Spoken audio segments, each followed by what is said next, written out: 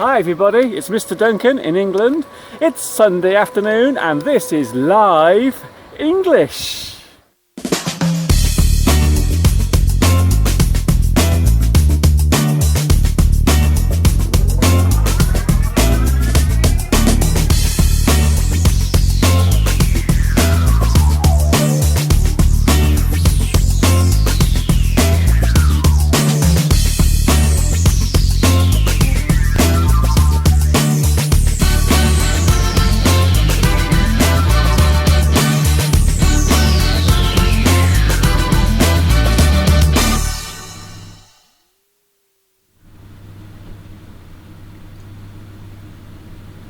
Some people complain that English is a pain to learn, remember and recite. Some people they fuss, they curse, moan and cuss that they have to stay up all night. Well, people don't whine because things will be fine, I can promise you that, in a flash. For there's a man about town who will help you calm down and ease all your worries in a dash.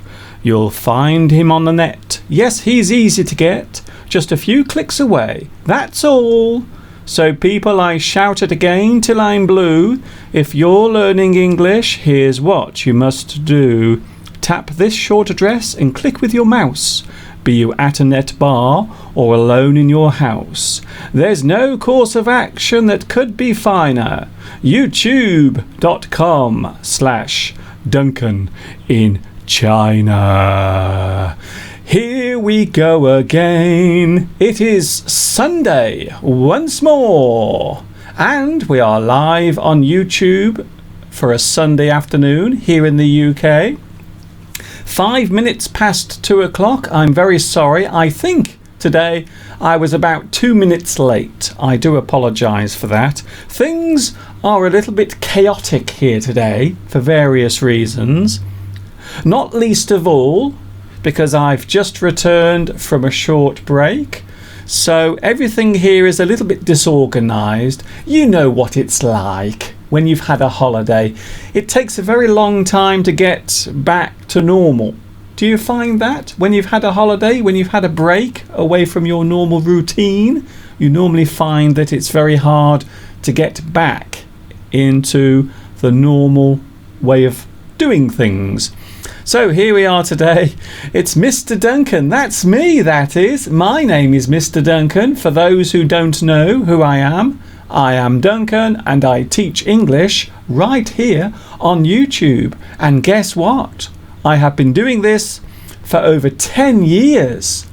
I know people don't believe me when I tell them I've been teaching English right here on YouTube for almost 11 years.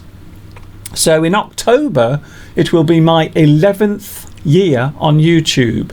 So I have been here doing this for quite a long time. In fact, I am one of the original YouTubers. Did you know that? I am. So here we go. It is a Sunday and it is Live English. I am live here, but also you are live there. A little bit later on I will be saying hello to you, perhaps. Who knows? So the live chat is now open. Lots of people saying hello today. I have had a lovely time. I've been away. I went away for a few days. Do you want to know where I went? I will show you very briefly where I've been.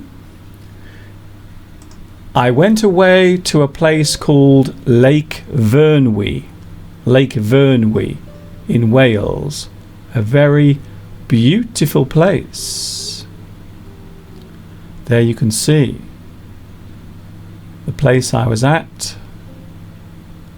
Very scenic, very lovely. Sometimes it's nice to get away. Sometimes it's nice to escape for a while. So I went away for about 4 days and had a lovely relaxing time. And one of the good things about staying in this particular place is that you can't get any mobile signal. So your mobile phone, your cellular phone, actually doesn't work in this particular place. So it's great. If you want to get away from everything, this is the perfect place to go to. So this is the place we will be taking a look at later, because I have made a full-length lesson right here in Lake Vyrnwy.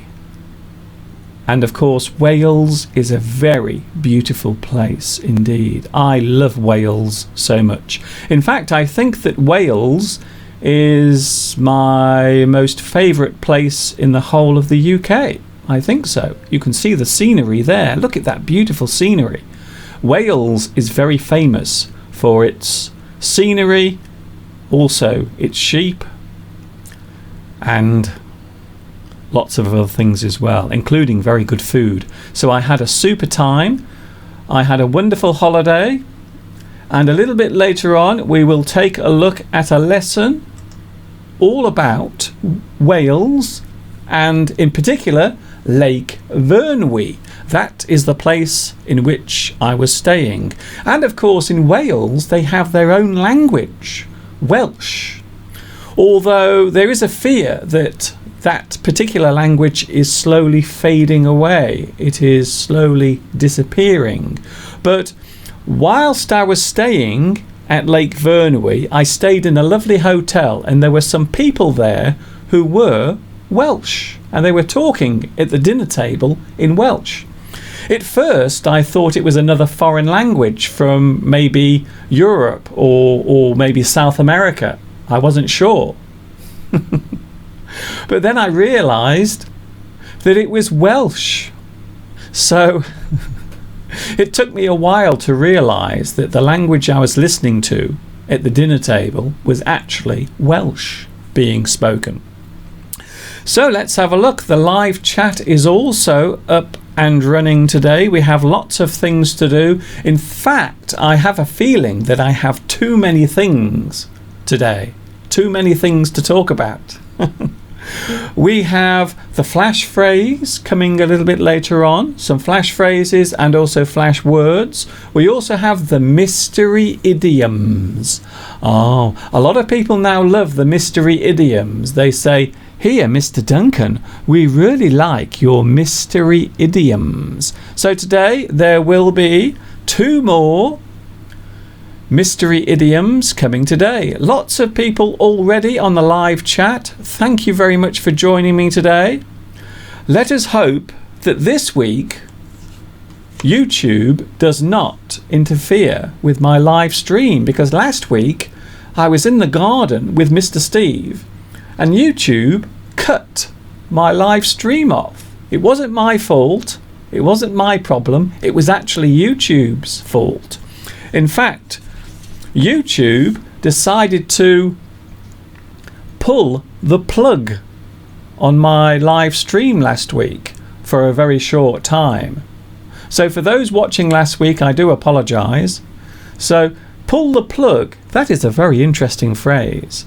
If you pull the plug, it means you disconnect something. So you disconnect one thing from another. You pull the plug.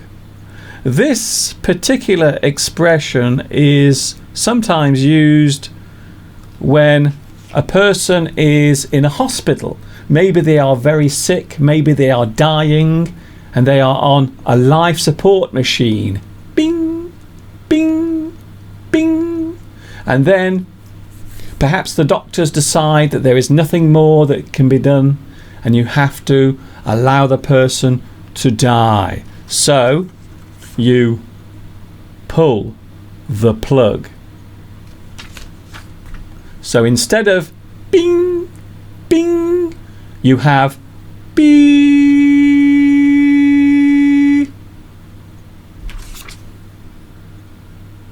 Pull the plug. I hope no one ever has to pull the plug on me. I hope it never happens. So welcome everyone, welcome one and all to another Live English. Khan Najuan is here. Hi Mr. Duncan, I hope you had a super duper weekend. I had a really good week because I was away on holiday. Do you want to see some more pictures?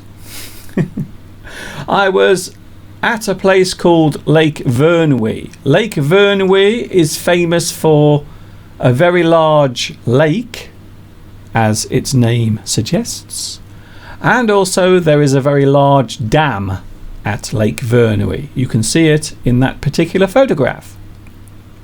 Also, Mr. Steve was hanging around in the hotel, although Mr. Steve did spend a lot of time at the bar. And there he is. There is Mr. Steve enjoying a pint of beer. Yes, Mr. Steve does enjoy drinking beer now and again. Not often, just sometimes. So there he is. He really does look as if he's enjoying himself there. He looks like he's having a wonderful time with that glass of beer. So there is Mr. Steve enjoying himself. There are lots of places to walk around. Look at that view. Isn't that lovely? Now I think these are pine trees. So there are lots of pine trees growing around Lake Vyrnwy. And as you can see there, some of the pine trees have been cut down. But lots of lovely walks. I must admit, we did do a lot of walking. And of course, you can't have a village without a red telephone box. And there is a red telephone box very near to the lake. You see a lot of these around London and also in some villages. So you do see these red telephone boxes around the UK, although nowadays many of them have been replaced by glass telephone boxes. They are not as attractive as the old-fashioned red boxes. I do love the old telephone boxes. Sadly, in the place I live, there isn't one.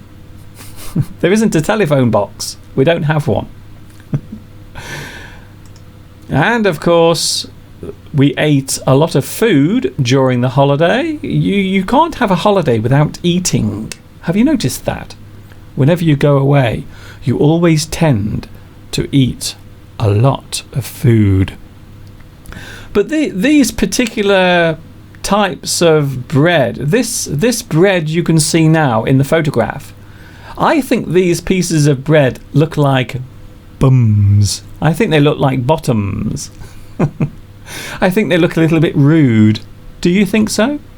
So there are some of the things that we ate, some strange shaped bread, which I think looks a little bit like bums.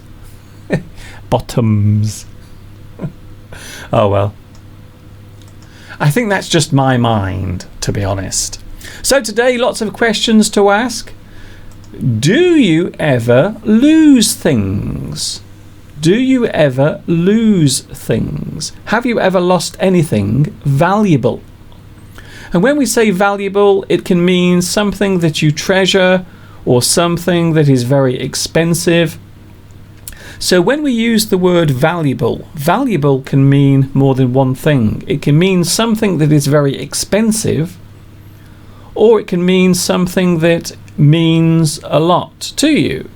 So a valuable item can have sentimental value. We can say that something has sentimental value. So do you ever lose things? To be honest, I'm always losing things. I am. I'm always putting things down and then later I can't find them. For example, this morning, can you believe it? I lost my mobile phone. I couldn't find it anywhere. So I was looking around the house trying to find my mobile phone. Fortunately, I did manage to find it. So here it is now in my hand.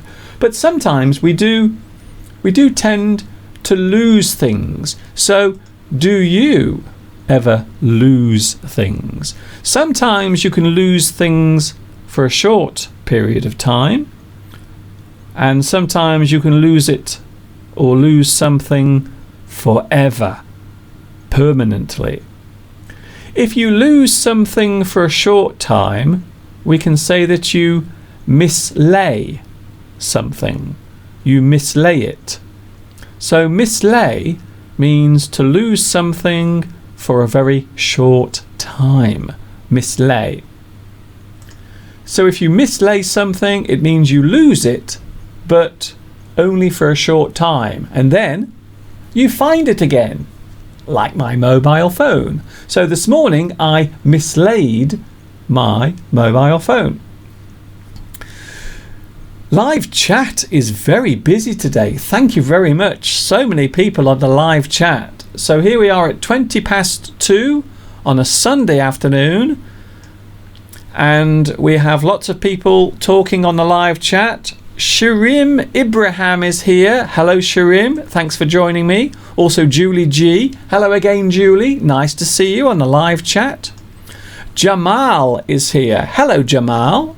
Jamal says hello to everybody. Of course, the reason why you are here and why I'm here is to share and also to learn English as well. Is it true that the tune at the beginning of your live English was written by you? Is it true that the tune at the beginning was written by you? Do you mean me? No, I didn't write the tune at the beginning. The piece of music that you hear at the very beginning was not written by me. I wish it was. I wish I could write music so well. Nadia is here. Hello Nadia, thanks for joining me today. Sunday, it is the 20th of August. We have one more Sunday to come. So next Sunday will be the last Sunday of August. And it's been a very busy month for me because, of course, last weekend I had my birthday last week. And I'm still getting messages from people wishing happy birthday, even though my birthday was last week. So thank you very much for all of the extra birthday messages that I've received. But it was my birthday over a week ago now, so my birthday has gone, sadly. Nicole is here. Hi Mr. Duncan, I'm happy to see you again. I'm happy to see you here as well. Or else I would be doing this for nothing. Huang Najuan is here. Thank you very much for joining me. Berker Aktas is watching in Turkey. Hello Turkey. I've been to your country twice. Karim says, I need someone to make conversation with in English. Well, Karim, you've come to the right place because everyone here is crazy about English. Hello from Taiwan. Oh, hello Taiwan. Ching Yu Chen is here watching in Taiwan. I have a friend who lives in Taiwan. Just in case he's watching. Hello Ben. Watching in Taiwan. Just in case he's watching. Ape Algol says, Mr. Duncan, good morning. Good morning to you. Haider is watching in Iraq. Thank you for joining me today. Jamal says, good introduction, Mr. Duncan. Oh, thank you very much for that. Paloma says, hello, Mr. Duncan. I am Zineb from Algeria. How are you? I love your lessons. Thank you very much for that. And don't forget, all of my lessons are on my YouTube channel, and also you can find all of them underneath this video. So all of my playlists are available under this video. Right underneath this video you can find all of my lesson playlists, and there are many of them, quite a few. So how do you find yourself in the position where you lose things? Have you ever lost anything? Have you ever lost anything valuable? Another question today is, what do you do to relax yourself? What do you do to unwind? If you unwind, it means you relax. You let yourself go. You take some time to relax. So what do you do to relax. And as a way of helping us to relax, we are now going to take a look at a lesson that I made. Can you guess where I made it? Yes, you're right. I made this particular lesson at the place that I was staying at during the week. It's true.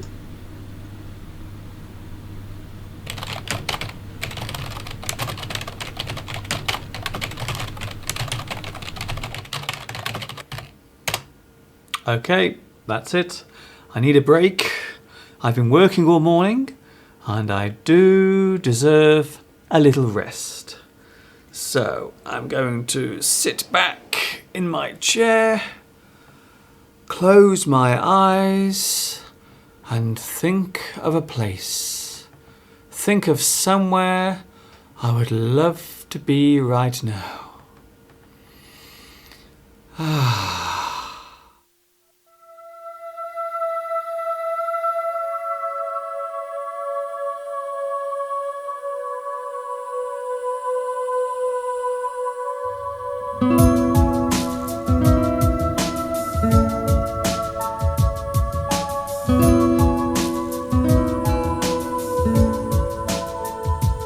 The daily grind of life can sometimes get too much to bear. It is very important to make sure that you regularly take a break from your everyday routine and the stresses and strains that daily life can throw at you.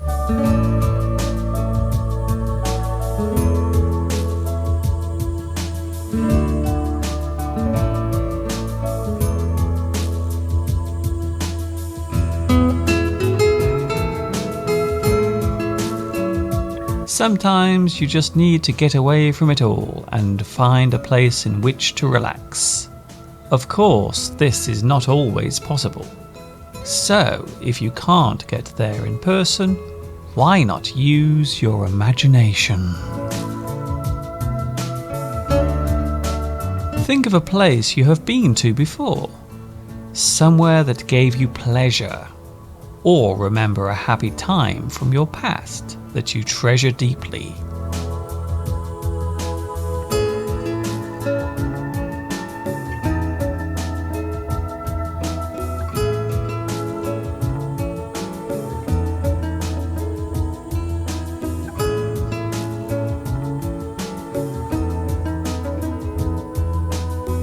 While relaxing, we can say that you are taking a break, you are unwinding, you are chilling out, you are calming your thoughts, you are putting your feet up.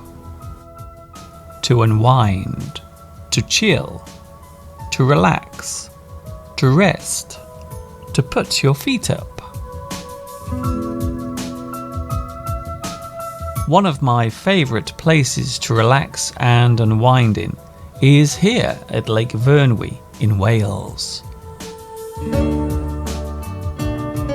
This particular area was the subject of one of my earlier lessons, and it is a place that I'm very fond of. Besides sights, there are various sounds that can help you to relax. A gentle stream flowing, or the calming sound of waves lapping on the shore, or the sound of water streaming over a dam.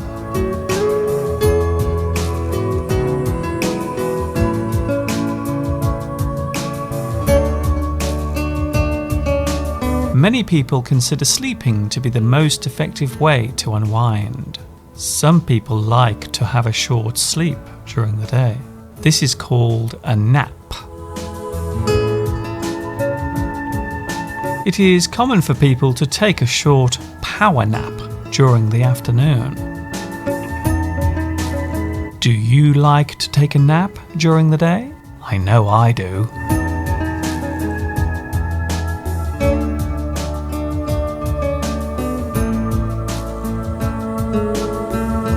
Some people use mind exercises to relax themselves with. This practice is called meditation.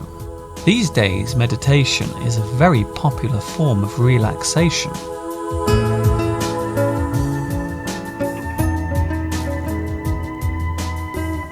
Certain types of music are also good for relaxing to.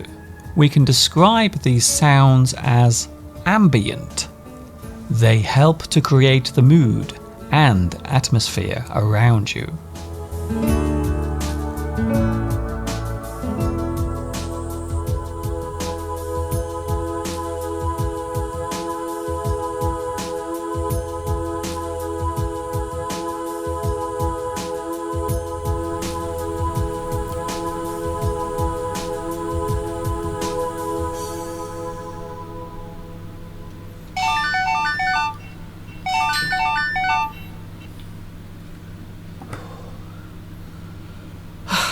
That was nice.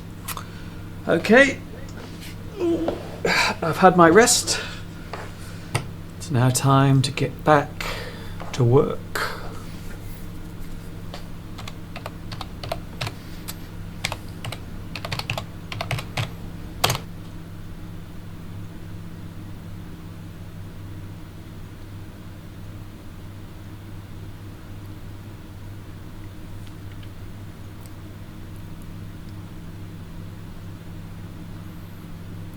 And there it was.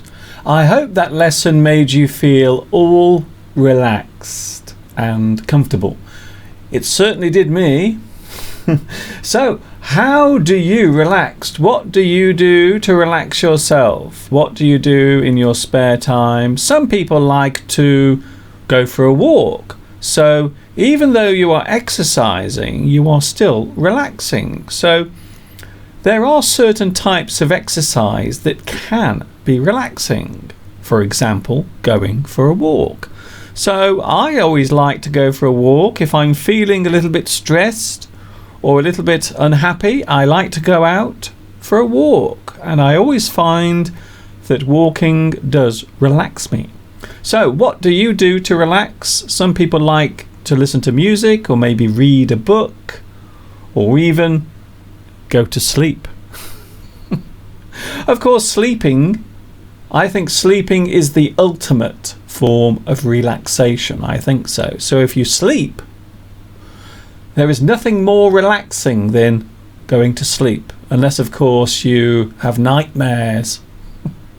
Back to the live chat.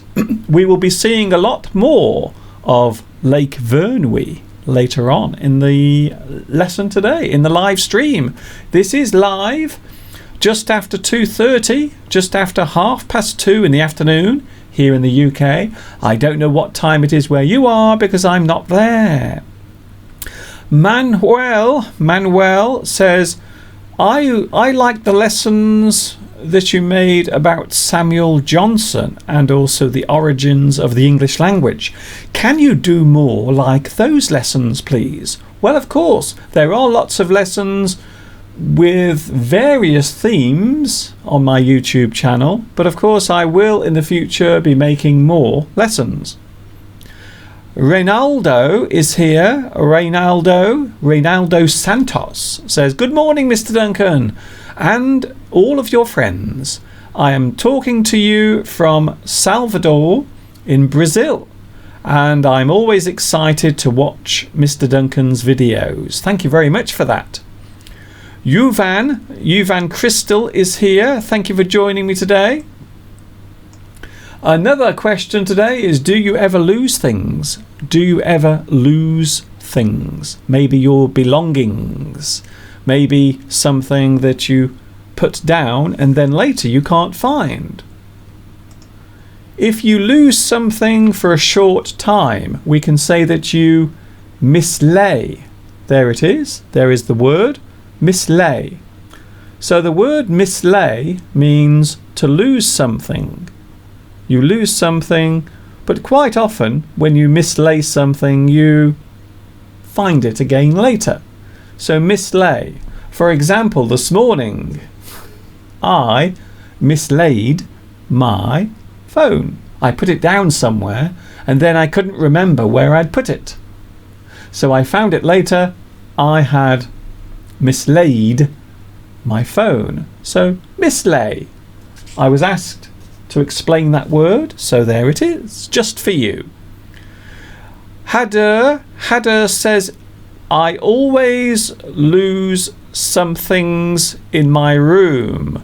It's very easy to do though, isn't it? Especially when you're busy. Sometimes on a Sunday when I'm running around preparing this, I normally find that I mislay something. I put something down and then I can't remember where I put it. Perhaps it's my age, I don't know. So mislay, thank you Jessie for asking me to show the word. Yes, there it is, there it was, and there it is again. There it is, just in case you didn't see it. Mislay. You mislay something. You put something down and then you lose it. Hello from Kurdistan. Sazan is here. Hello to you as well. Hello teacher from Brazil. Dorival or Dorival. Thank you very much. Pedro is here. Hi Pedro. Welcome back for a Sunday on this wonderful Sunday. The weather at the moment, would you like to see the weather outside? The weather today is not looking great, I must admit. It's a little bit overcast, it's a little cloudy, so there is the view outside. So that is today's weather. Sadly today we are not outside, we are going to stay in the studio, but don't worry because we have lots of outdoor views to come later on, including Mr. Steve. Mr. Steve will be here at 3 o'clock as usual. Oh yes, Mr. Steve will be here at 3, and he has something special today. He is going to talk all about idioms to do with animals, animal idioms. So I've given him some homework. I asked him to do this last night. I said, Mr. Steve, would you mind making a list of animal idioms? So that is what he is doing right now. He's very busy preparing. So Mr. Steve will be here at 3 o'clock. Talking of Mr. Steve, whilst we were away on holiday, Mr. Steve actually recorded some special flash words. Would you like to have a look at one of Mr. Steve's flash words that he recorded at Lake Vyrnwy? Would you? Here it comes.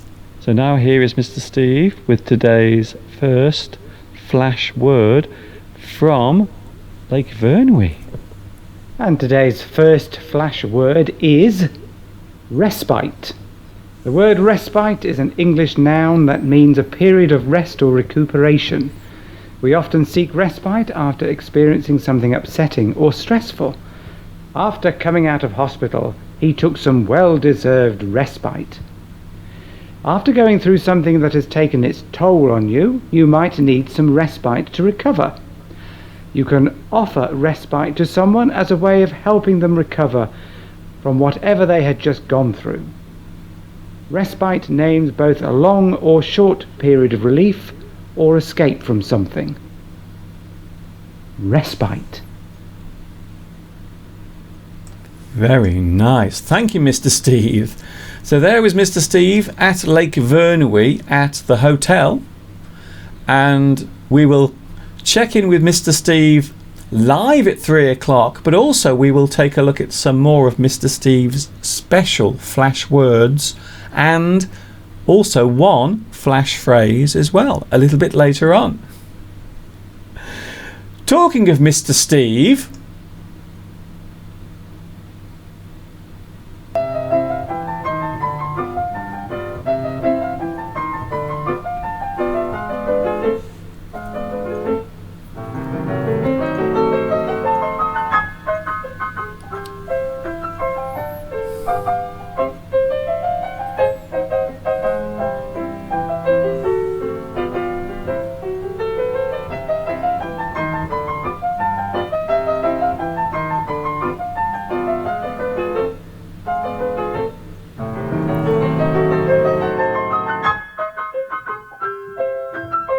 Mr. Steve,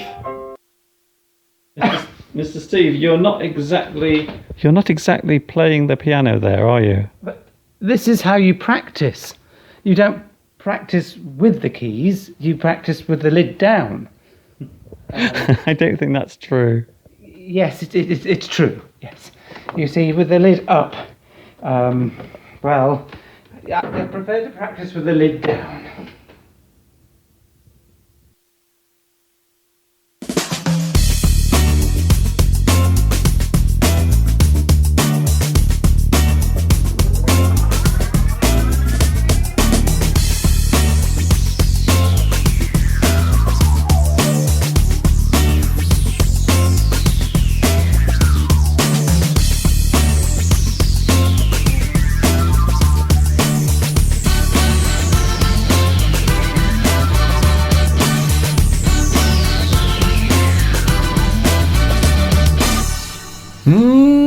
It's a Sunday afternoon and we are as live can be.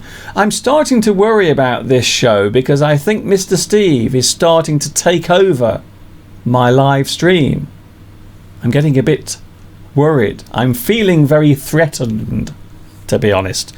Talking of Mr. Steve, we have him live. Yes, live in the studio. No expense has been spared today. And of course, Mr. Steve does do this for free. Just like me. So a little bit later, at 3 o'clock in 20 minutes time, Mr. Steve will be here, right here in the studio live. Oh my goodness. But now we have the mystery idioms to take a look at.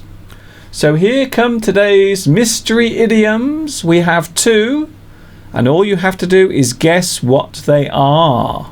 Here they are.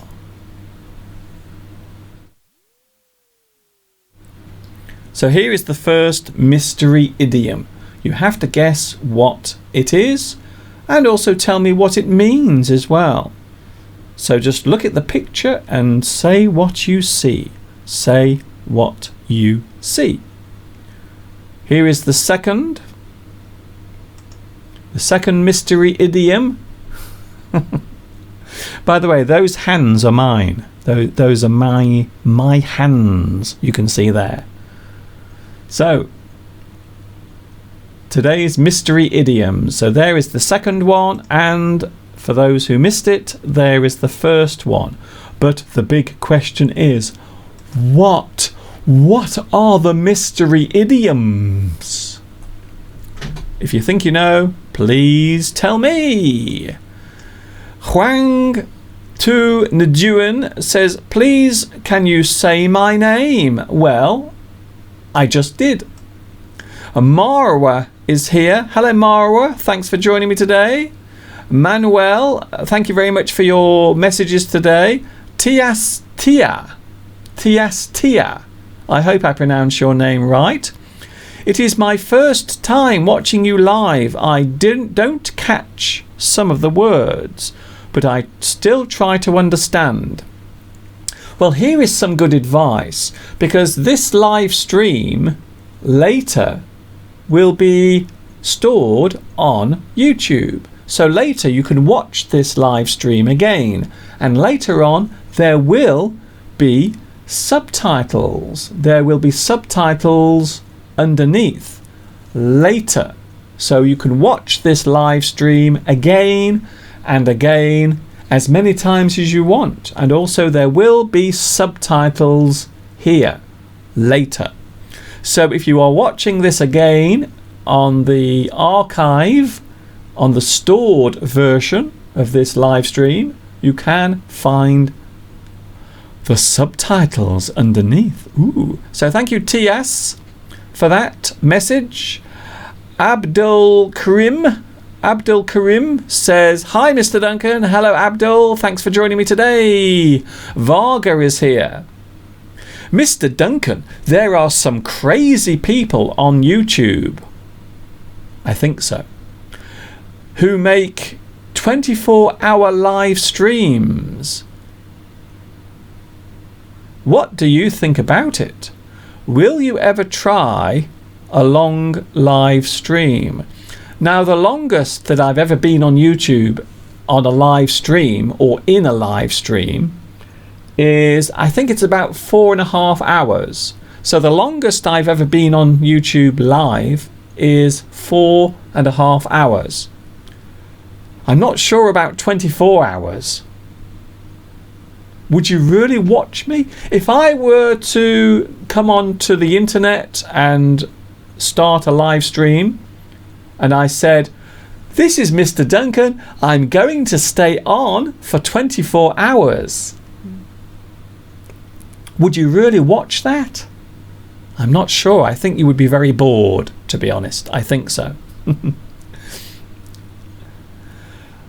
Happy birthday, Mr. Duncan. I wish you all a happiness. Thank you, Marwa. It was actually my birthday last week. Last Saturday was my birthday, over a week ago.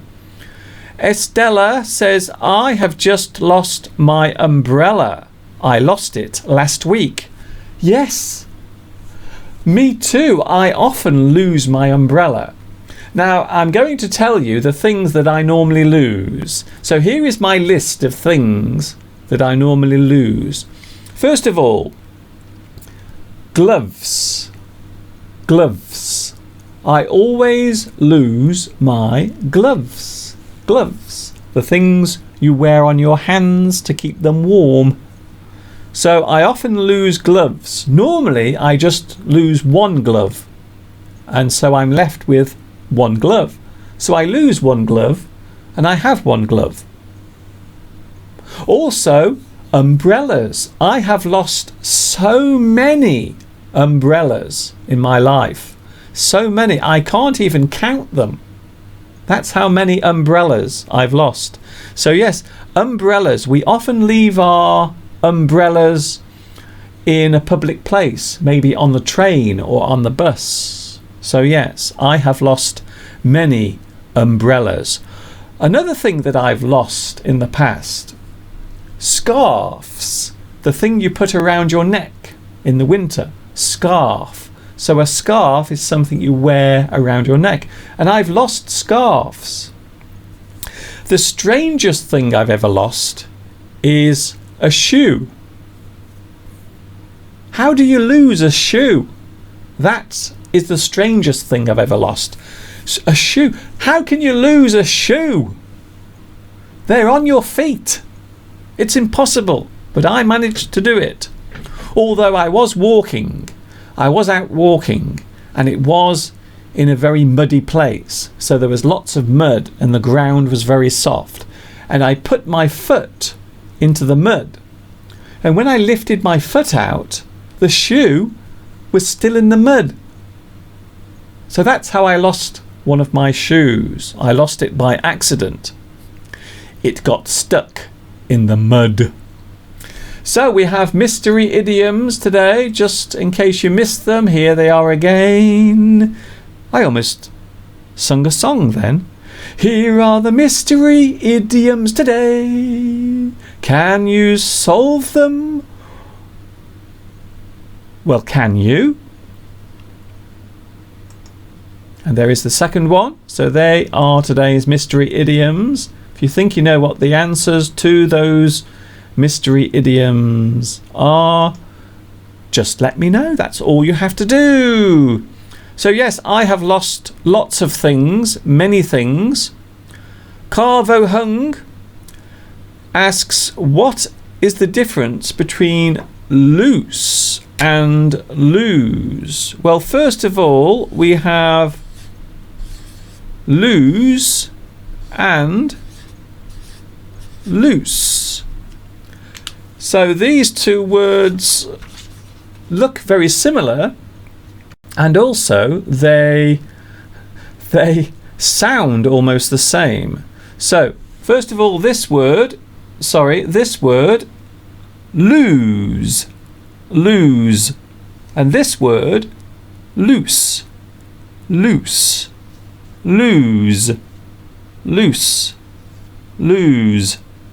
loose. So this word lose means something vanishes. You have something and then suddenly you can't find it. You lose it. Something that vanishes, something that disappears, something you can't find. you have lost, you lose it. And then there is loose, loose, something that is loose. If something is loose, it means it moves easily. It is loose. It is easy to move. Something that is loose. For example, you can have a loose tooth. So if one of your teeth is moving around in your mouth, we can say that you have a loose tooth. So there they are, two words: lose, loose. Lose, loose. I hope that helps. Thank you very much, Carvo Hung, for your question. Simona asks, Mr. Duncan, did you write the poem at the beginning of your lesson? The answer to that is yes. The poem that I read at the beginning of every lesson, I always read it, well, for the past few weeks I have read this particular poem. Here it comes now. This is the poem that I wrote by myself. Some people complain that English is a pain to learn, remember and recite. Some people, they fuss, they curse, moan and cuss that they have to stay up all night. Well, people don't whine because things will be fine, I can promise you that in a flash. For there's a man about town who will help you calm down and ease all your worries in a dash. You'll find him on the net, yes, he's easy to get, just a few clicks away, that's all. So people, I shout it again till I'm blue. If you're learning English, here's what you must do. Tap this short address and click with your mouse. Be you at a net bar or alone in your house. There's no course of action that could be finer. youtube.com/Duncan in China. And there it is, my YouTube channel address. Many people ask, why do you call your YouTube channel Duncan in China? Well, the reason is because many years ago I used to live in China and I created this YouTube channel whilst living in China. So that's the reason why. That is the reason why my YouTube channel has that name. So now you know. Back to the live chat. There are so many people on today. Thank you very much, everyone, for joining me today. Nikolai asks, Mr. Duncan, do you understand the Welsh language? No, I don't. It's very difficult to understand. And many of the sounds in the Welsh language are very different. So the Welsh language has some very unique sounds. And many of these particular sounds are made in the throat. They are very glottal. They are very far back in your mouth or even in your throat. So the Welsh language is a very unusual language. Also, the other thing that if you read Welsh, if you look at Welsh words that are written down, you will find that they often use consonants. They use many consonants in their words. Very few vowels. So yes, the Welsh language is a very interesting language, but I can't understand any Welsh. And of course, don't forget, the longest name of a place is actually a Welsh town. And no, I'm not going to try to pronounce it because it's very difficult. Gabrielle is sending me a birthday greeting. Belated. You see, belated. That is a word that I mentioned last week. If something is belated, it is late. You are doing it late. It is belated. Thank you, Gabrielle. Apparently my birthday and Gabrielle's birthday are both in the same month. Oh, what a coincidence. Hello teacher, I am Raber from Kurdistan in Iraq. I know that I do have a lot of people now watching in Iraq. Thank you very much for joining me today. Italy is here. Hello, Italy. Thanks for joining me today.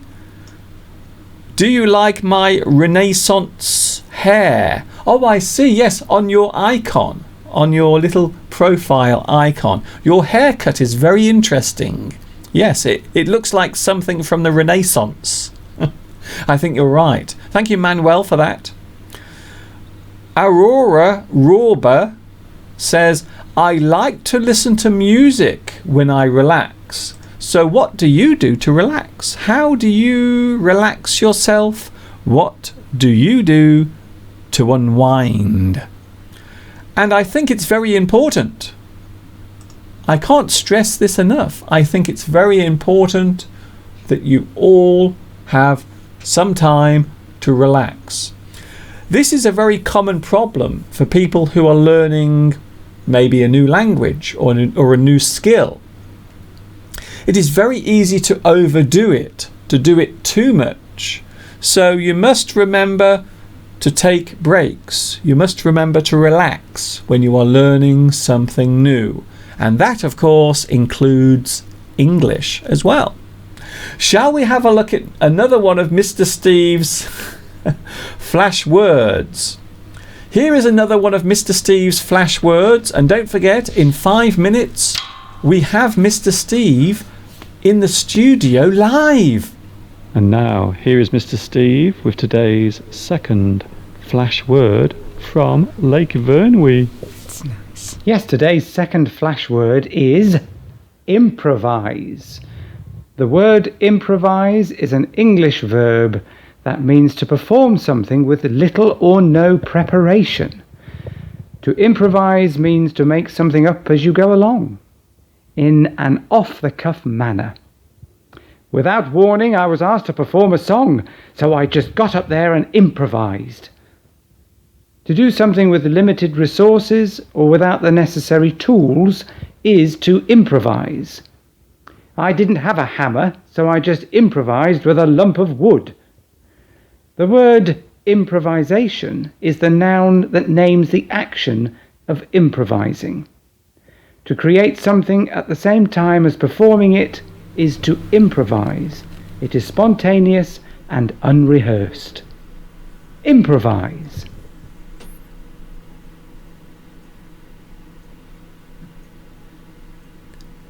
Oh, Mr. Steve, you did that so well. And there is the place that we will be seeing more of later. We will see more of that place later on, because there is a lesson that I made about, I think I made it about 3 or 4 years ago now, maybe even longer, all about the place in which I stayed last week, Lake Vyrnwy in Wales.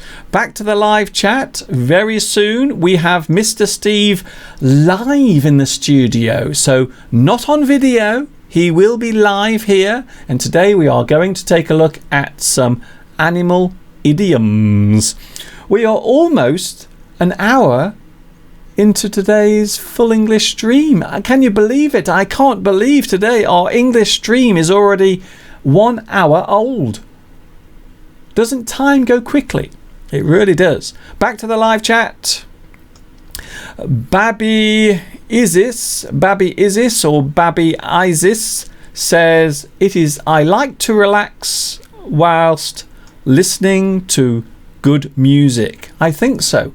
I think one of the best ways to relax is to lie down and listen to some of your favourite music. Maybe something very romantic or something very soft and gentle, and then you can go to sleep whilst listening to your favourite songs. So yes, that's a very good suggestion. Marwa says, I like to go to the beach and walk to relax, and also I like to eat chocolate. Me too. I really do like eating chocolate. It is a good way to relax. But I think maybe after eating chocolate you should go for a walk. You should. Hello, Mr. Duncan. I love you. Thank you very much. Lots of lovely messages coming through today. We have a lot of people watching. If I don't read your message out, I do apologise. If I miss your message, please don't get angry, because I do sometimes get people saying, "Here, Mr. Duncan, why did you ignore my message?" I don't ignore messages, but sometimes the live chat is moving very quickly, and because of that, I can't read everyone's messages. Kin Win Yi is watching in Myanmar. Hello to Kin Win Yi. I once got into trouble for pronouncing Myanmar as Myanmar. I got a lot of people saying, "Mr. Duncan, you've got it wrong. It's not Myanmar, it's Myanmar." So hello to Kin Win Yi, who is watching in Myanmar. So it's 3 o'clock, and we all know what that means.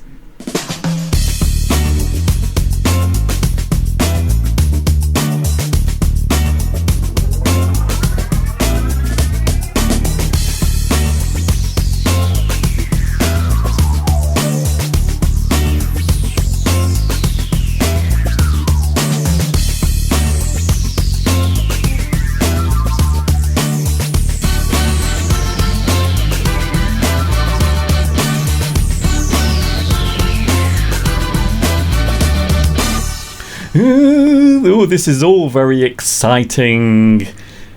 There is nothing like presenting a live show. A lot of people say it's very stressful. Personally, I think it's great. I get very excited. Just before I start my live stream, I always feel very excited. I have butterflies. Butterflies in my stomach. So it's live English for a Sunday afternoon, and now joining me live in the studio. We saw him earlier on videotape, but now he is live in the studio. Yes, he's back by popular demand. It's Mr. Steve. Hello. Hello, I'm Mr. back, baby. Now that's what you call an introduction.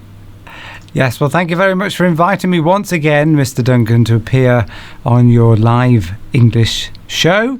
You're and welcome. I'm very happy to do so. This is turning into quite a regular appearance. I hope people like me appearing in your show.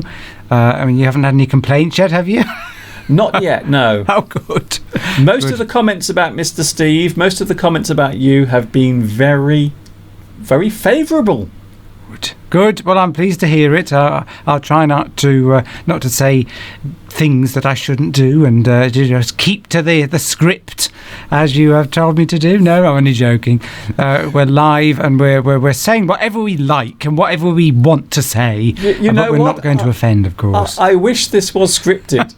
I wish we had a script. We have no script. This is not pre-rehearsed.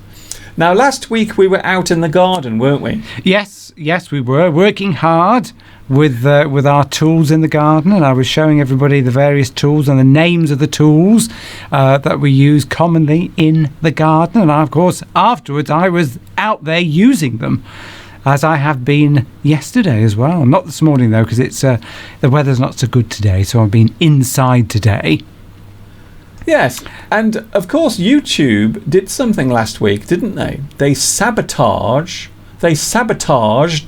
our live stream. Yes, because when we came back, or when you came back into the studio, there were lots of messages from people saying that they couldn't, they only saw about half of what we did in the garden, which was a bit disappointing. Everyone was panicking.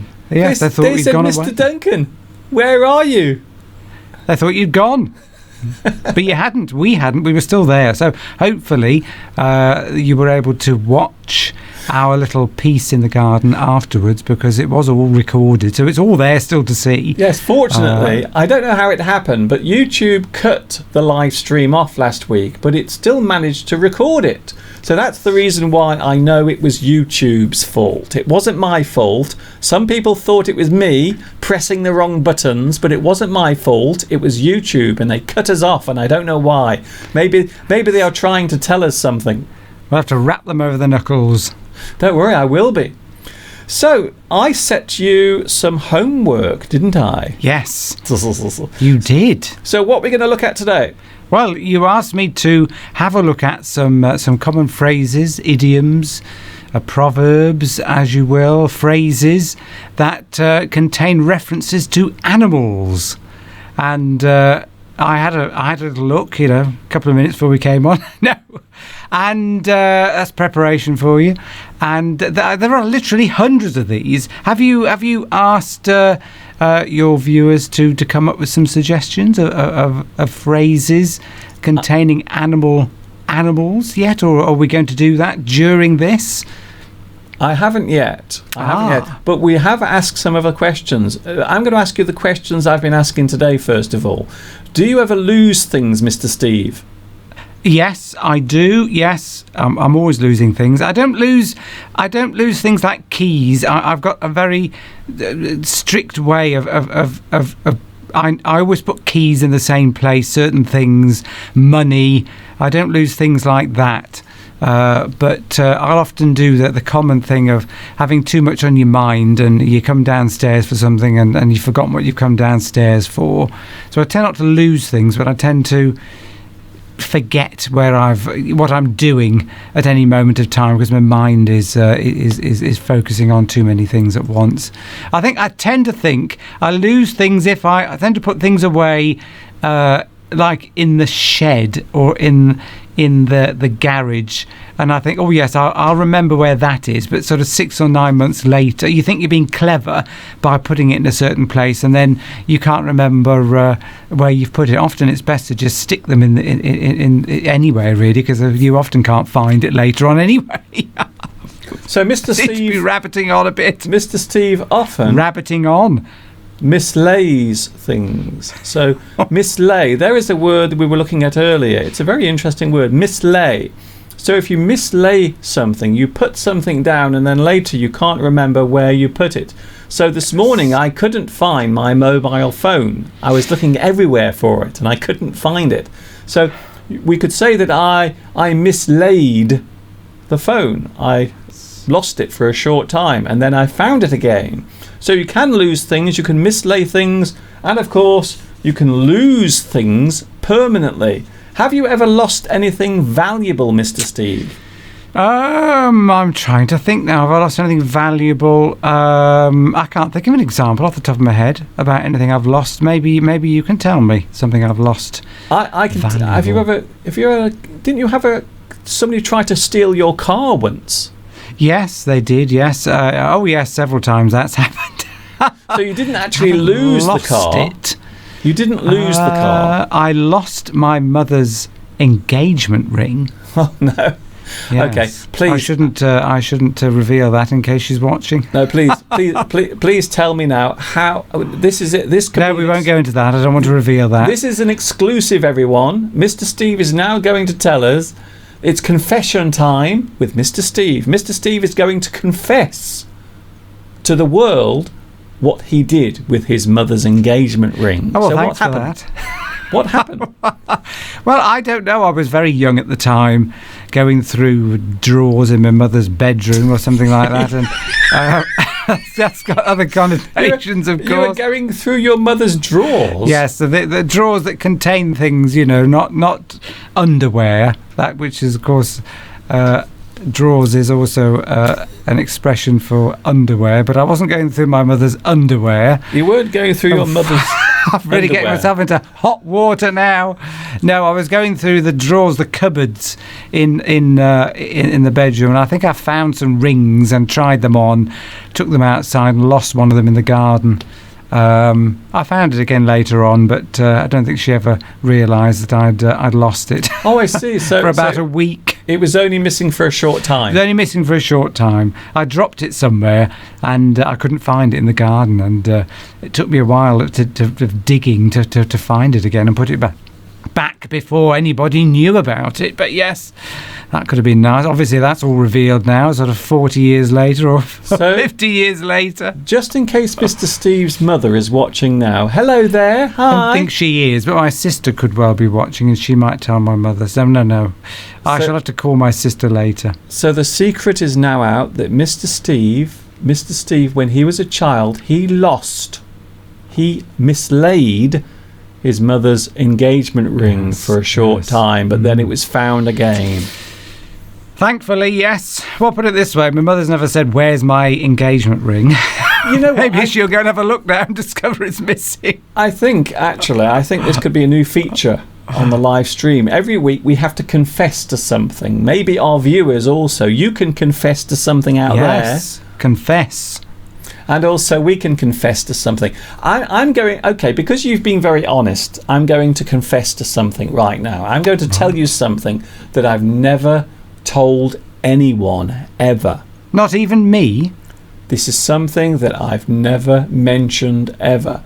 I did something once which is very embarrassing. Do you want to know? The one time.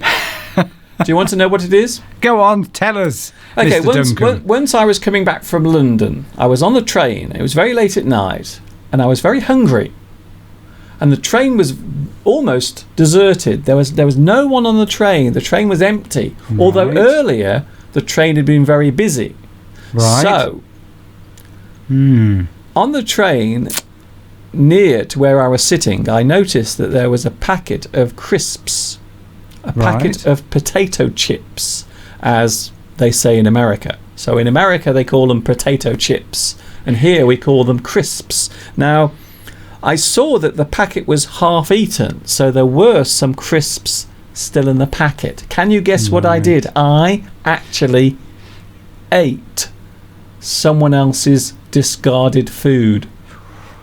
There you go. Now that's a pretty big confession. That's a really big confession to make. I think so.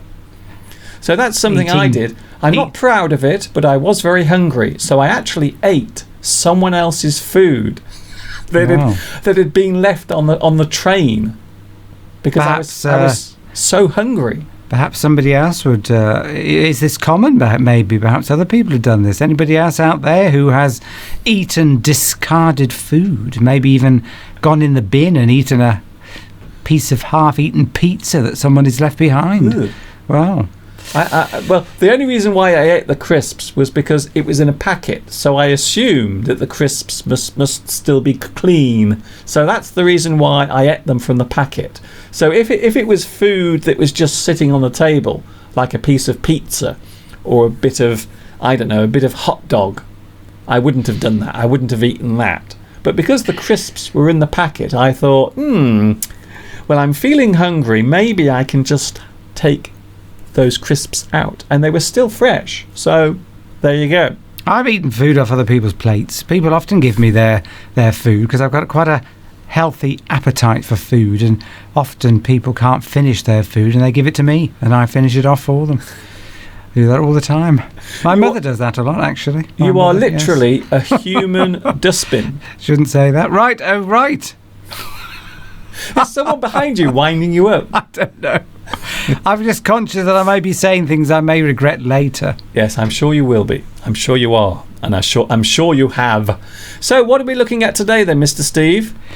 We are looking at words or phrases, idioms, expressions that contain references to animals. So would you like to give us some examples now? There are literally hundreds of these. For example, a fish out of water. A fish out of water refers to a situation where somebody is uncomfortable, unprepared, or unsuitable for.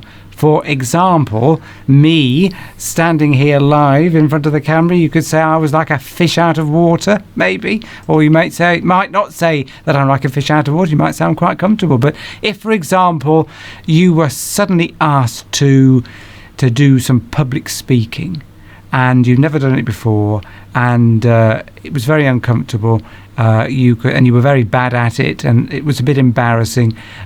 People might say that you look like a fish out of water, or you might even say yourself that you felt like a fish out of water. Obviously, it's referring to the fact that a fish, when it's not in the water, is uncomfortable. So that's one phrase. It's a bit like going to a place, maybe if you travel abroad. Do you think that's a good example? You could travel abroad to a foreign country where the cultures are different, everything's different, and you could feel like a fish out of water, definitely. That's a good... I like that one. That's a great one. Okay, another one, please. Another one, a leopard can't change its spots. Now, that refers to the fact that it's a notion, really, that people can't really change their nature. It's a notion, so you might not necessarily ascribe to that idea. But, for example, if someone's naughty, if they're, for example, they could be a thief or a murderer or something like that, or somebody that commits adultery, is cheating on their partner, you might say that this is something that they may always tend to do because the behaviour is something that they can't necessarily change. They might want to change it, but it's part of their nature. So you would say that a leopard can't change its spots, so a thief will always be a thief, or a murderer will always be a murderer. That's just a couple of examples, but often a friend will say that to you, won't they? If you found out your partner's cheating on you, and you're upset, and they've done it once, they've done it twice, but you're sticking by them, but in the hope that they will reform. I'm touching a few nerves here, I can probably tell. But your friend might say, well, I would leave them if I were you, because a leopard can't change its spots. So if a person has a certain habit or a certain way of behaving, sometimes it's very hard to change their yes, they might attitude. Want to, but they might not be able to. You might not believe that. You might think people can change. Some people can change. Of course they can, but... maybe they can't. Maybe that leopard can't change its spots. Okay, so that's 2 so far. That's 2. We're on to wolves now. A wolf in sheep's clothing. Am I explaining these two? Okay, just take it down a step. We've only got 45 minutes left. Right. A wolf in sheep's clothing. What do you think that means? Well, it's a person who hides malicious intent under the guise of kindness. So that's somebody who appears to be nice on the outside, but in fact is hiding something bad that they want to do to you underneath. A wolf in sheep's clothing. What are you saying there? Yes. Well, they often say that salespeople often are referred to being wolves in sheep's clothing, and I don't want to disparage any particular branch of sales, but quite often the people might be trying to sell you something that's inappropriate for you or overpriced. What You might say that they're disparage. What does that mean, disparage? That means to well, you're the English teacher, you tell them.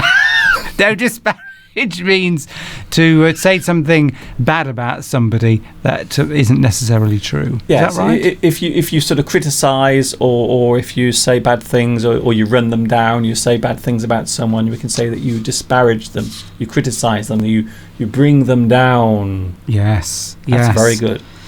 Top dog. Top dog. Top dog, there's another one I've seen on my list here. A person who dominates or is victorious, the winner, really, the top dog.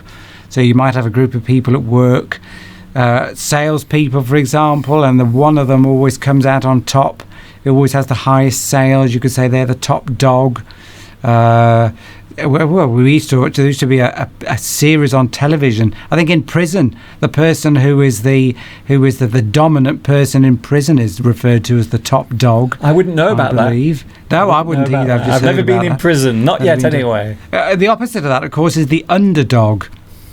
The person that never really wins, always comes second or third. They might keep trying, but they're always coming further down the ranking. So they're the underdog. Oh, that's quite interesting. So you have top dog, and that's the leader, and then you have underdog, and that's the person that's always at the bottom or always being put upon. Or tries hard but never quite makes it. The underdog. Interesting. People tend to, particularly in England, people tend to.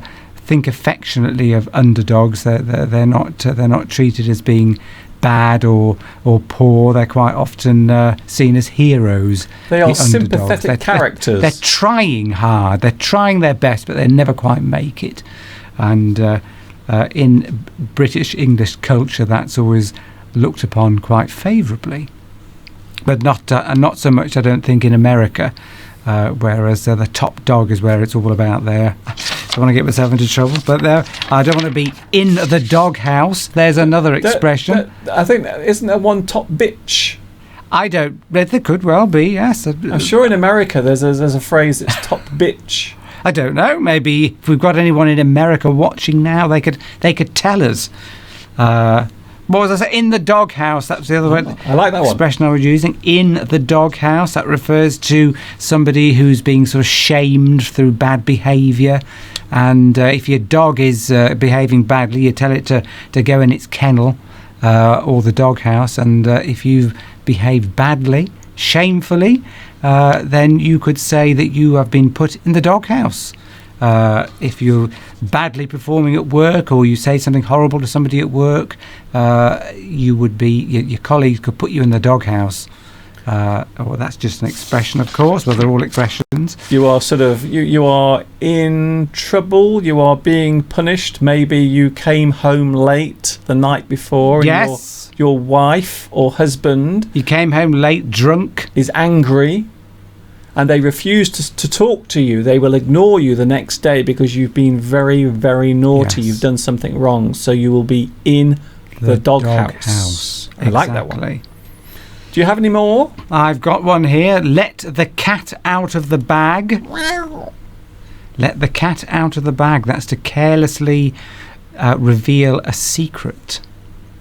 And actually, I looked this one up because I thought it referred to a cat coming out of a bag, and which you think would be very upset and would be scratching you and all that sort of thing. But it doesn't refer to that. Apparently, it refers to, and it's related to the phrase "pig in the poke."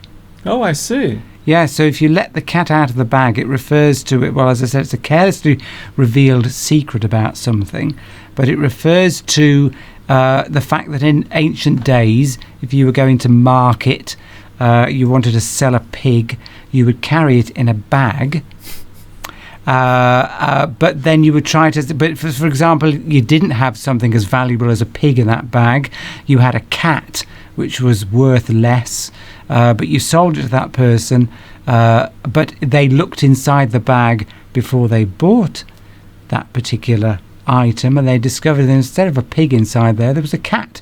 And if you've let the cat out of the bag, you've found out about that secret. Wow. So that's what it refers to.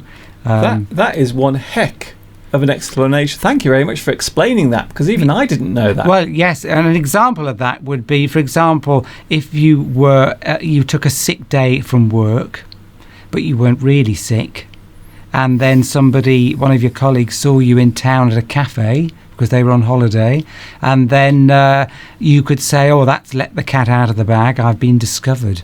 So to that's reveal a secret or something that you were told not to talk about or say. Yes, because they might then go to work and tell your boss that you weren't really off sick at all. So that's let the cat out of the bag.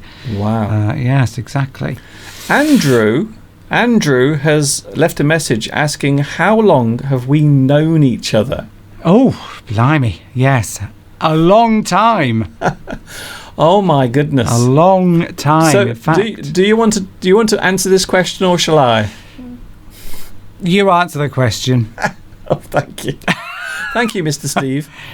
It's 20 other days. We have known each other. If I told you that we've known each other since the 1980s, yes, would you believe me? Would you? Would they? I don't know. I'm not sure yet. But yes, we've known each other for many years, from the late 1980s. We've known each other. Yes, so that around about 28 years. I think it's 28 days, years, and 9 days. Yes, so that's a very long time. That's a long time. So yes, thank you, Andrew, for your question, and thanks also for making me feel very old. Are you going to say the exact day and what was special about the day? No, we'll keep that for another lesson. We'll keep that for another time. We don't want to let too many cats out of the bag. Or is it the elephant in the room? Maybe. No. No. What does that mean? The elephant in the room. That means a big thing that everybody knows about, but feels uncomfortable to discuss. It might be uncomfortable to reveal that fact. For example, somebody at work always turns up drunk or late, but it might be inappropriate for in a group of people to talk about. Everybody knows that this person in this room, in this meeting, is drunk. But how do you bring that up? It's difficult. So it's the elephant in the room. It's the thing that everybody knows about, but nobody's really talking about because it's uncomfortable to talk about it. I think so. That's a great expression. Yes. In fact, Elephant that was in one the of my room. mystery idioms about 3 weeks ago. Was it? So I think that's a great link into today's mystery idioms. Here they are. Let's have a look at the mystery idioms. Right. So here they are, mystery idiom number 1. And here is mystery idiom number 2. And yes, they are my hands. The hands you can see are mine. So they are today's mystery idioms. Shall we have a look at Mr. Steve playing the piano again? Did you like that earlier? I was showing a clip earlier of Mr. Steve, and you were pretending to play the piano. I was.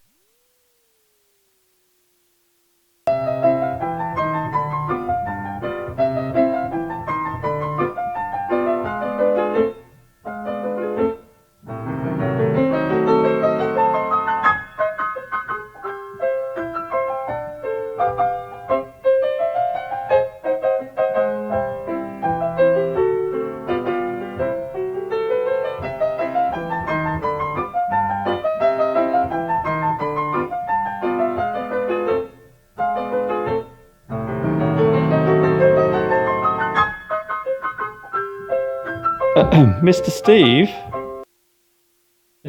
Mr. Steve, you're not exactly playing the piano there, are you? But this is how you practice. You don't practice with the keys. You practice with the lid down. I don't think that's true. Yes, it's true. Yes. You see, with the lid up, well, I prefer to practice with the lid down.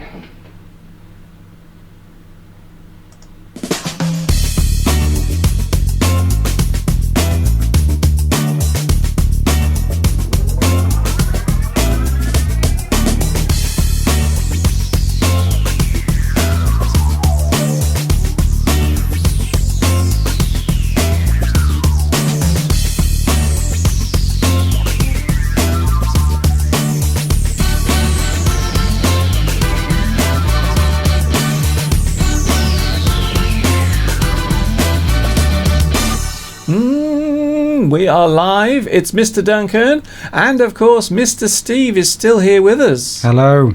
Yes, you could say it's interesting. You could say that when it comes to playing the piano, I feel a bit like a fish out of water.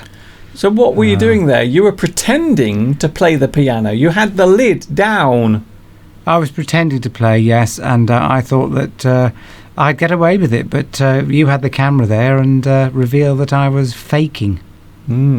But I do know for a fact that you used to practice the piano many years ago.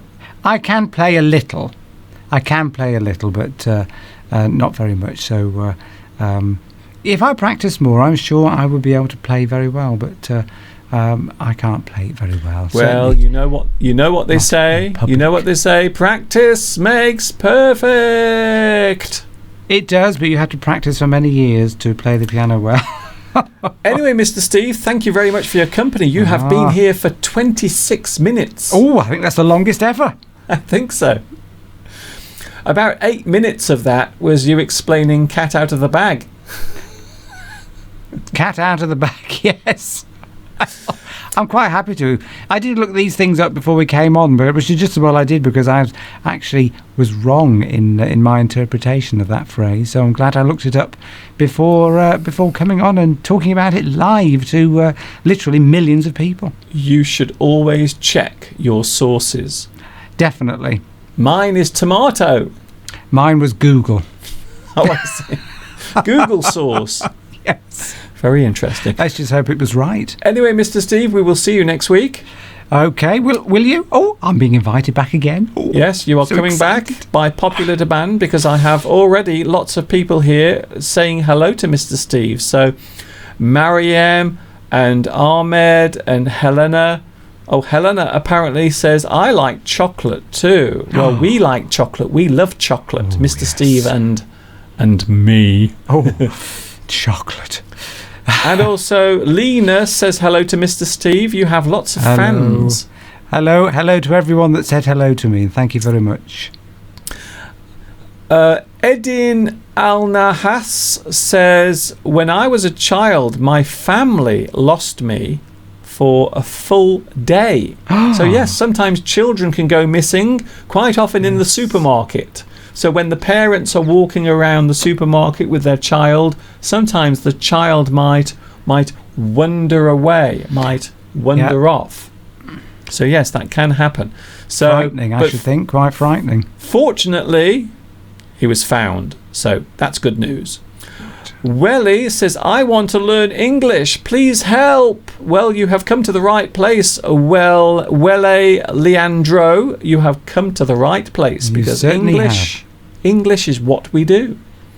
We will see you next week, Mr. Steve. Okay, I'm off. I don't know what I'm going to do now. I'm just lost, bereft, not having to appear live with you Bereft? anymore. So, bereft. Bereft. What does that mean, Oh. bereft? I'm upset. Upset. You are beside yourself Yes. with grief. Yes. You are bereft. But I've got next week to look forward to. That's it. You've got next Sunday. So next Sunday to look forward to, as long as you don't get any complaints and decide not to have me on. No, there are no complaints. Maybe I'll fakely play another musical instrument. Maybe I'll fakely perform on the violin. Not that I've got a violin. Perhaps we can find another instrument for me to fakely perform on. We have a tambourine here. Ah, right. Well, I could probably do that. That doesn't take much playing. That's very easy. I don't think you have to mime a tambourine, to be honest. No. I think a tambourine is very easy to play. We'll see you Right. next week. Good luck with the rest of the lesson. Thank you very much. And the live lesson. And I shall see you all next week. Parting Bye-bye. is such sweet sorrow. Bye-bye, Mr. Duncan. Bye-bye, everyone. See you next week. Bye. Bye. Bye. Bye. There he is. Gone. That was Mr. Steve live on my live stream for almost half an hour. And apparently lots of people now enjoy watching Mr. Steve. Mariam says, when I was young, I lost my ring too. Ah, you also lost a ring, just like Mr. Steve did when he was little. Would you like to see a lesson all about the place I was in this week? I was at a place called Lake Vyrnwy. Lake Vyrnwy, which is in Wales. Now, this is not the whole lesson. This is not the complete lesson. This is just an excerpt from the full lesson. You can find the link to the lesson underneath this video. So, underneath this video is the link to the full version of this lesson.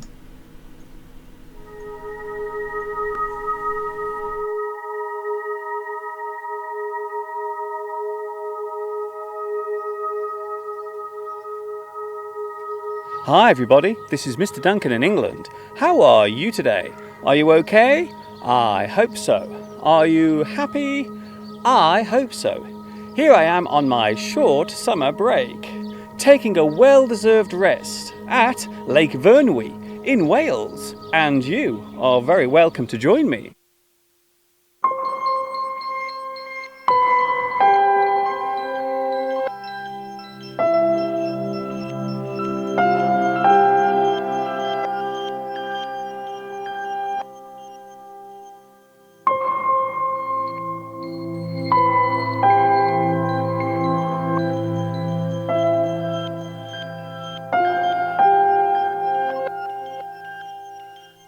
Lake Vyrnwy lies to the south of the Snowdonia Mountains, in an area known as Montgomeryshire.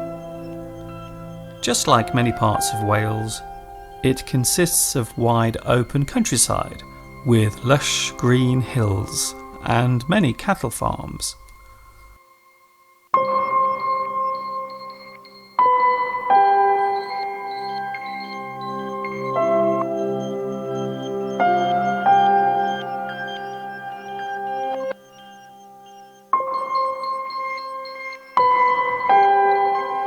The lake itself makes up a large part of a nature reserve and country estate.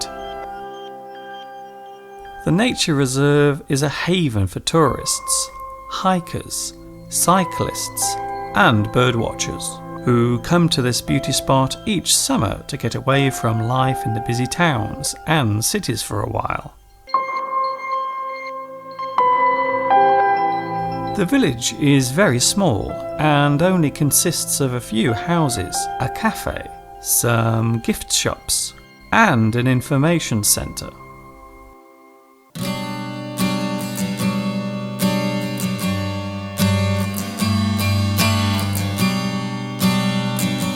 The lake itself is artificial.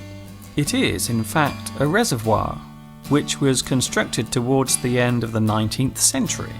Construction of the large dam began in 1881 and it took 7 years to complete. The feat of constructing this enormous structure took many months of designing. Keeping the millions of gallons of water captured would need a very tall and wide building indeed. It would also have to be strong.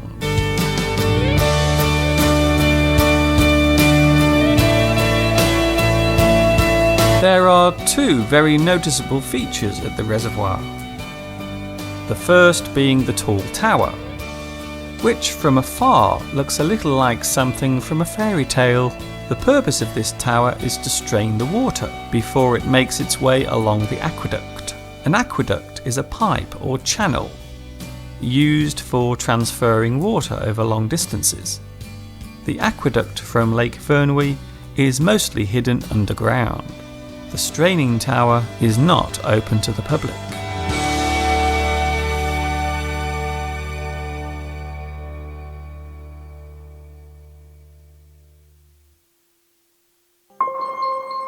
The other very obvious feature at Lake Vyrnwy is, of course, the dam.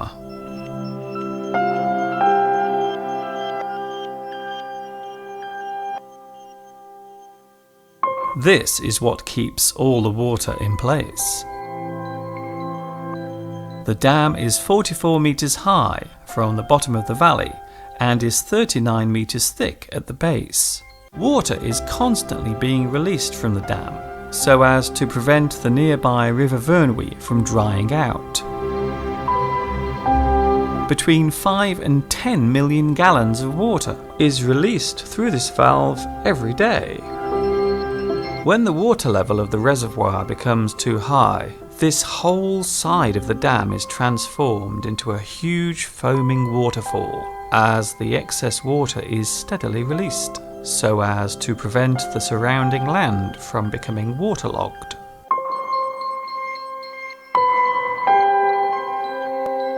It is common for people to confuse the word dam with dike. They are actually not the same thing. A dam is used to keep water in.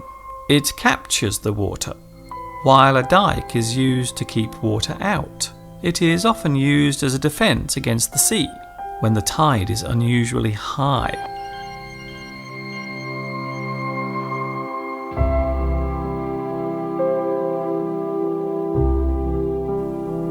Wales is well known for its stunning scenery.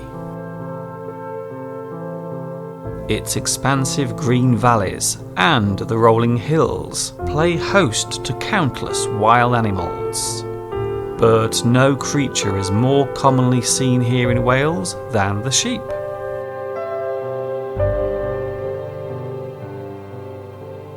The distinctive white dots created by the many flocks are a common sight here, especially during springtime when the lambs are born.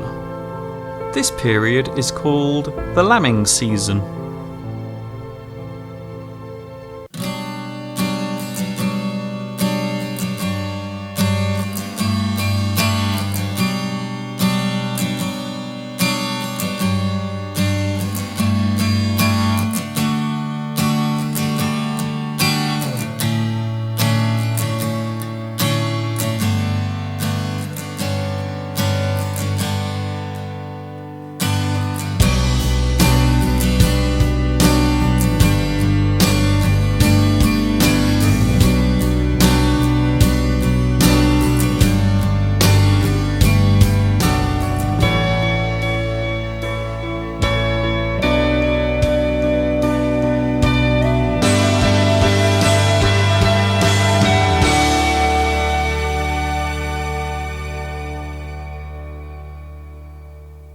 And there it is. The place I stayed at last week. Lake Vyrnwy in Wales. Lake Vyrnwy. If you want to see the full version of that particular lesson, the whole lesson is available on my YouTube channel. I have just placed it in the live chat as well. So the link to the full version of my Lake Vyrnwy lesson. My lesson is in the live chat, and also it is underneath this video, just in case you are watching later on. We have the mystery idioms today. Here they are in all their glory. So there is the first mystery idiom, but what is it? What is it? What could it be? And there is the second one. They are both well-known expressions in English. And of course, that particular idiom relates to an animal. And earlier on, we had Mr. Steve. Mr. Steve was here earlier talking all about idioms to do with animals. Do you know any animal idioms? Do you know any idioms connected to animals? One of my favourites is straight from the horse's mouth. Something that comes directly, or something that comes from the source of the news. So a reliable source, or the person who is directly involved, they will tell another person about what happened. It came straight from the horse's mouth. That is another expression that involves animals. So, back to the live chat. I haven't mentioned anyone for a long time because we've had Mr. Steve here today.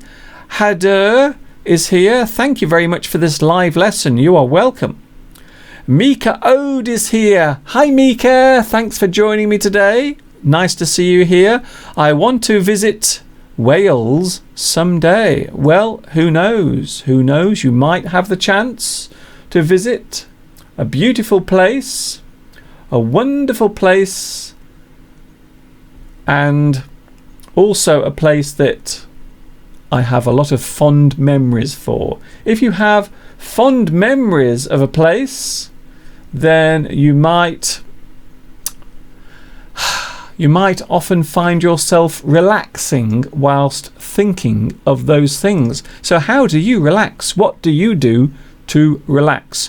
When you are dreaming about something from the past, maybe a nice moment from your life, maybe you will dream about that wonderful summer holiday you had. I like to think about the things that I've done in my life that have given me pleasure. I like to daydream sometimes. I think daydreaming is a very good way of relaxing. You can think about the things you would like to do. You can have a few fantasies playing in your head. So that also is a very good way to relax. I believe we have a flash phrase from Mr. Steve. Mr. Steve has a flash phrase coming right now.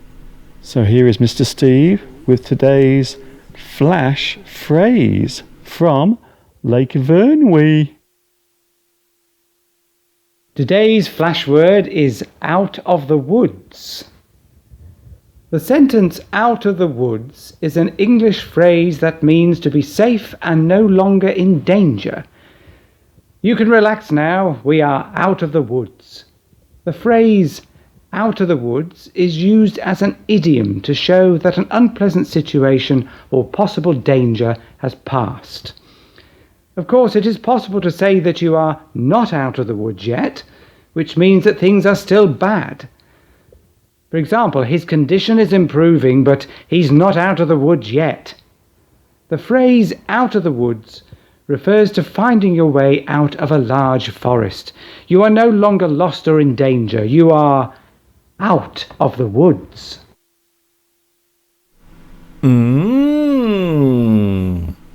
So there it was. Another Well, that was actually a flash phrase from Mr. Steve, recorded in the place I was staying in. And also Mr. Steve was hanging around. Although, shall we have a look at the photographs? Because there is one particular photograph that caught my eye. Not that one. Yes, that one. There is Mr. Steve. What is he doing there? It looks as if he's enjoying a pint of beer. So now and again, Mr. Steve does like having a drink of beer, but not always. Last week, did you see Mr. Steve last week? He was so excited to be on the live stream last week. He was in the garden. Just in case you've missed last week's live stream, it is available right now to watch on my YouTube channel. You can watch it. Thank you, Claudio, for making a guess at one of today's mystery idioms. Thank you very much for that. Lemon Tree has also made some guesses for today's mystery idioms. Here they are again. I will give you the answers to these mystery idioms before the end of today's stream, so don't worry. I will not leave you without giving you the answers. So there is the second one, and there is the first one. To be honest, I think these are a little easy. I've made them slightly easy this week. I don't know why. Because I've been on holiday, I'm feeling very generous, you see. You can ask me for anything now. Anything, because I'm feeling so relaxed after my lovely short break. Eugene is here. Eugene has an expression connected to animals. Raining cats and dogs is an idiom that's connected to animals. Yes, raining cats and dogs. It is raining very heavily. The rain is coming down very fast. We can say that it is raining cats and dogs. Claudio, thank you, Claudio, for your guess at today's mystery idioms.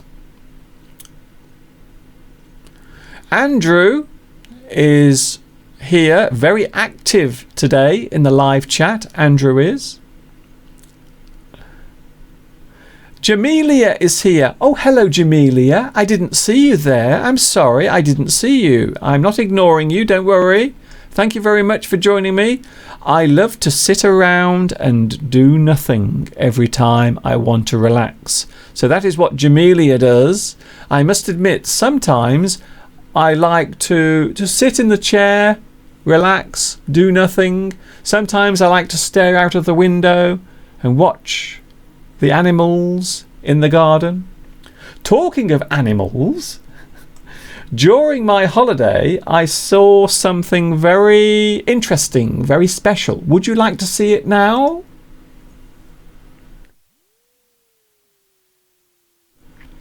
Here is something very unusual.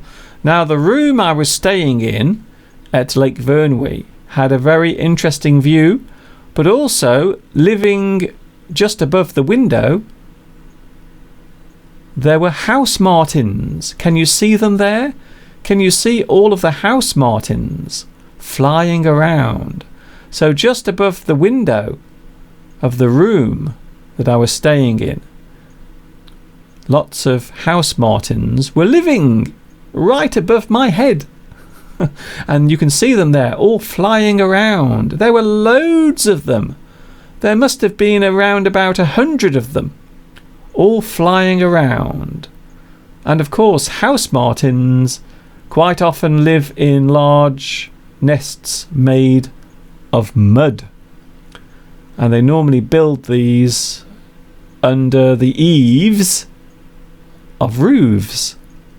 So you will often see house martins build their nests on the side of houses, as their name suggests. So there is something I saw during my stay at Lake Vyrnwy. Lots of house martins were flying around.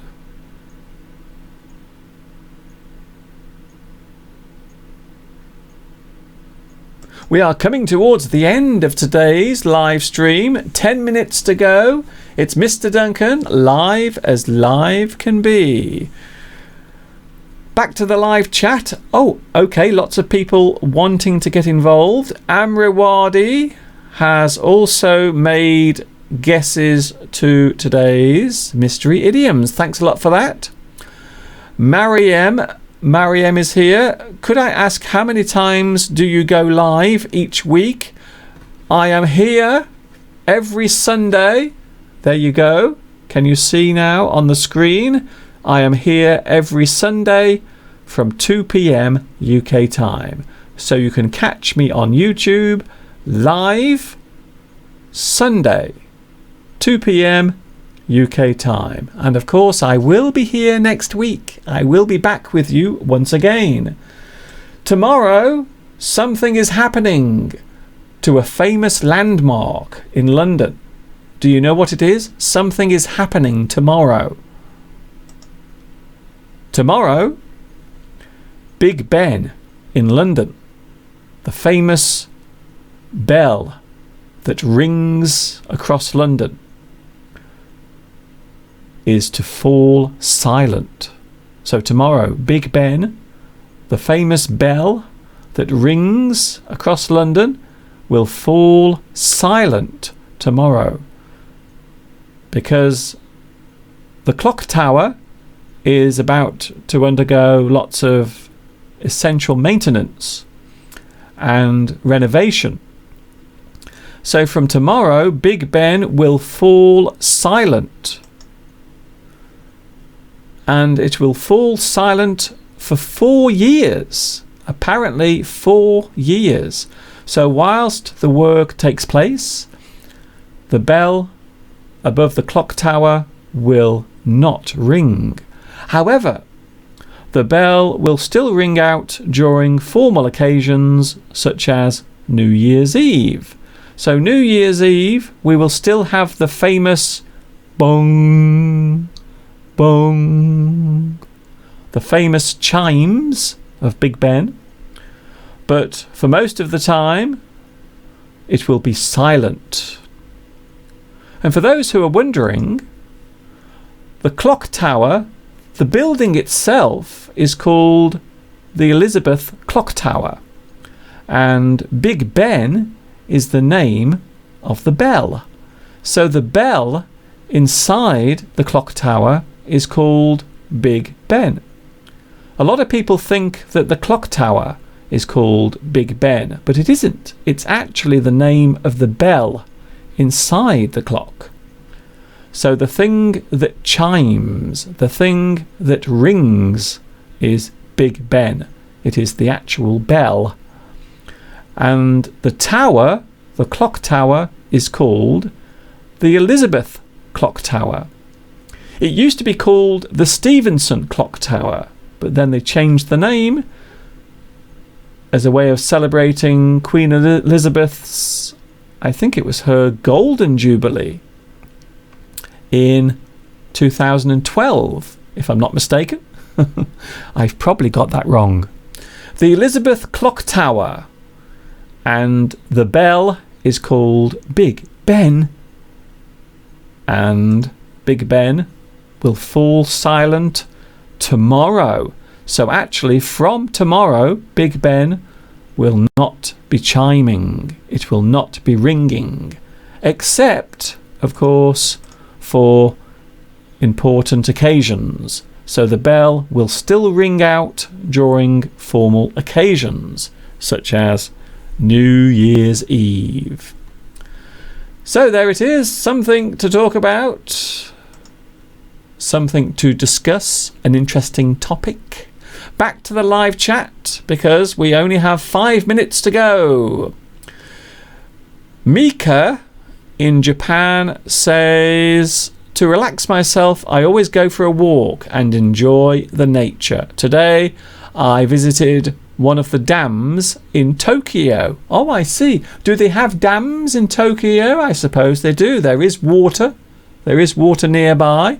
Quite often, they will build a dam to hold the water in. And normally the water is used for drinking. So normally the water will be processed and it will be used for drinking.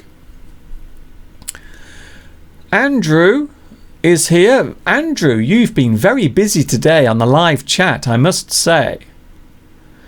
Maria is going, Maria, see you next week, I hope. Goodbye, Maria. Goodbye. Farewell. Parting is sweet sorrow.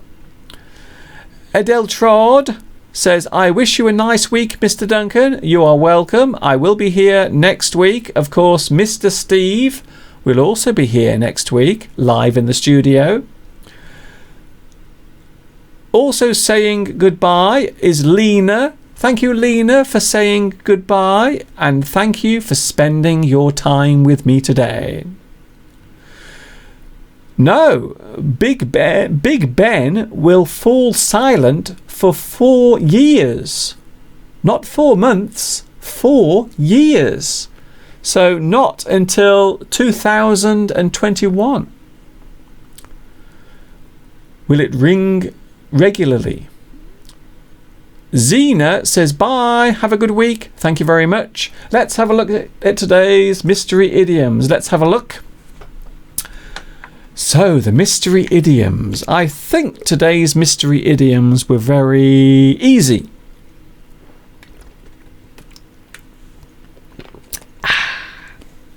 They were very easy. So let's have a look at the answers, shall we? So there is the first one. The first mystery idiom. Many people got this right. And the answer is all in the same boat. Or, of course, in the same boat. All in the same boat. The meaning, to be in the same situation, to share the same dilemmas and difficulties as each other. We are all in the same boat. So, to be in the same boat. To be in the same situation. And the second mystery idiom, here it comes, but what is the answer? A lot of people got this right, well done. Thank you very much. And the answer is take the bull by the horns. Take the bull by the horns. The meaning, to take control of something that is hard to do or face. To deal decisively with a tough or dangerous situation is to take the bull by the horns. If you take the bull by the horns, it means you take control of a situation. To deal decisively. I love that word. Decisively. If you deal with something decisively, you do it with a lot of intention. You do it with a lot of intention. So there it is. That is it for today. 2 hours have gone so quickly, don't you think? I don't know why, but these 2 hours seem to go by quicker and quicker every single week. I will see you next Sunday. Don't forget, I am with you next Sunday and every Sunday from 2 p.m. UK time. I hope you have had a good time. Thank you very much. I've just had a super chat donation from Andrew. Thank you very much, Andrew, for your live donation. That's very kind of you on the super chat. Thank you very much. Although I didn't hear you swear. I didn't see any swearing today on your chat. But thank you anyway. Thank you so much for your donation. Don't forget, you can make live donations right here on the super chat if you have this feature. If you have this feature here, you can use the super chat. That's it. There is no more. We are out of time. 4 o'clock has arrived. Thank you, Ching Naji. Thank you, Eugene. Thank you very much for joining me. Thanks also to Mr. Steve for joining in today as well. Thank you for your company for the past 2 hours. Carvo Hung says goodbye. Thank you, Amriwadi. Thank you, Julie, Ahmed. And we have time for one more. One more goodbye. Who will it be? Who will the final goodbye be? Isn't it exciting? The final goodbye today is Ahmed Hoffman and Carvo Hung as well. See you next week. This is Mr. Duncan in the birthplace of English saying thank you very much for watching me talking to you live. I will see you next week. Have a super duper week. Have a great time, and of course, stay safe. Ta-ta for now.